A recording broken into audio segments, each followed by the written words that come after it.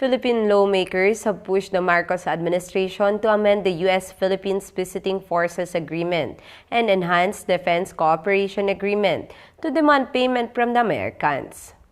Senator Francis Escudero said he supported fellow legislator Ronald De La Rosa's proposal seeking to make American troops pay for their presence in the country to revitalize the pension funds of military and other uniformed personnel, MUP.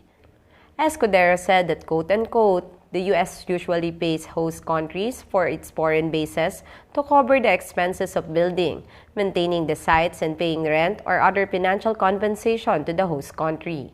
These agreements are usually established through formal diplomatic channels and can be revised or renegotiated over time.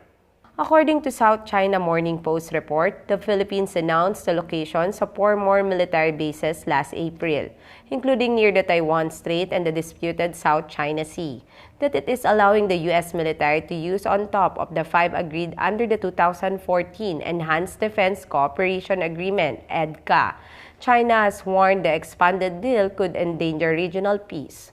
In 2021, Manila renewed the long-standing Visiting Forces Agreement with Washington after Rodrigo Duterte, who was president at the time, threatened to scrap the fact allowing U.S. troops to operate and train in the Philippines.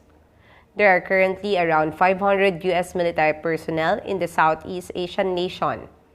Last week, De La Rosa, former National Police Chief, was quoted as saying by the Philippine Daily Inquirer that, quote-unquote, we have to amend the BFA and tell the U.S. to pay. They have been using our land but they don't pay for anything. He added there was no reciprocity at all in the U.S.-Philippines relations and described the alliance as one-sided in favor of Washington. A bill to overhaul the retirement corpus, which is currently fully funded by the government without contribution from its members, has been tabled in the Senate. According to the Finance Ministry's estimates, the pension system faced a funding gap of 9.6 trillion pesos or 171 billion as of 2020.